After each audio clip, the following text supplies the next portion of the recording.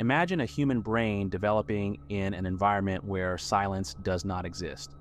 Since birth, Generation Z has been plugged into a continuous stream of noise, visual stimuli, and global information. While previous generations visited the internet, Gen Z inhabits it, but to say they are simply addicted to screens is a superficial reading of a much more complex psychological reality.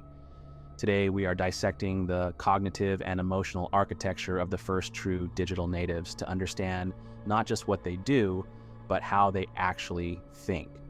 To understand their psychology, we must first look at their relationship with attention.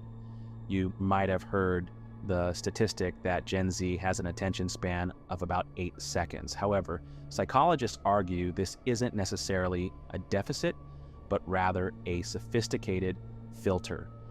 In a world overflowing with data, their brains have adapted to rapidly sort through information. They are not unable to focus. They are simply ruthless about deciding what deserves their focus. This is a survival mechanism in the information age, but this high-speed filtering comes with a cost. It creates a psychological state of constant partial attention where the brain is always scanning for the next hit of dopamine, making deep contemplative boredom, the place where creativity often lives, increasingly rare. This rewiring of the brain affects how they perceive their own self-worth. For many in this demographic, social validation is quantifiable. Likes, views, and comments provide immediate numerical feedback on their social standing. This gamification of social interaction creates a unique pressure that older generations never had to navigate during their formative years. If you find this analysis of the digital mind valuable and want to help these insights reach more people, taking a moment to hit the like button actually signals to the system that this is a conversation worth having. It is a small action that helps support this kind of deep dive content. Moving deeper into their psyche, we see a generation defined by a search for security. We often forget that the oldest members of Gen Z were children during the 2008 financial crisis and young adults during a global pandemic. Psychologically, this has fostered a worldview grounded in pragmatism and, at times, skepticism. They are less likely to believe in the dream sold to boomers or millennials. This is why we see a rise in hustle culture alongside trends like quiet quitting. It is not laziness, it is a psychological boundary. They are risk-averse because they have seen institutions fail. They treat their energy and time as limited resources that must be protected, leading to a more transactional approach to careers and even relationships. This risk aversion extends to their social lives. There's a fascinating paradox here. While Gen Z is statistically the most lonely generation, they are also the most connected. The psychology of ghosting or keeping relationships in the talking stage often stems from a fear of commitment in an uncertain world.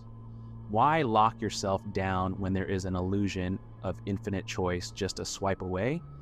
This creates a paralysis of choice where the fear of making the wrong decision prevents them from making any decision at all.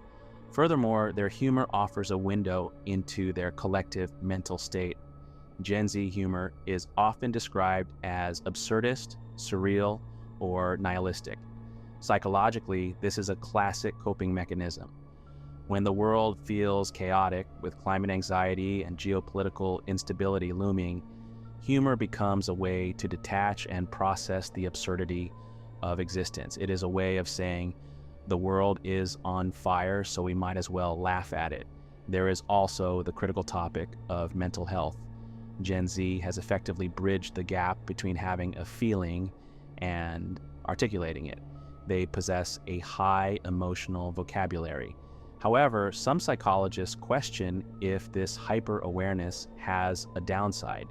By constantly labeling normal human emotions with clinical terms, is there a risk of pathologizing everyday struggles? This brings me to a question I want you to consider deeply. If you had the ability to permanently delete your entire digital footprint, every post, comment, and photo you have ever uploaded in exchange for a guarantee of total mental peace, but no one would ever know who you were online again, would you take that deal? I am genuinely curious about where you draw the line, so let me know your answer in the comments. Ultimately, the psychology of Generation Z is a mirror reflecting the rapid changes of our society. They are fluid in their identities, rejecting rigid labels regarding gender and sexuality, preferring to exist on a spectrum. This fluidity is not just confusion, it is an adaptation to a world that is no longer black and white. They are highly empathetic, deeply concerned with justice, yet exhausted by the weight of the world they carry in their pockets. If this video helped you build a bridge of understanding, or perhaps allowed you to see the world through their eyes with a bit more clarity, please consider subscribing. It allows us to continue deconstructing these complex human behaviors together. Thank you for watching.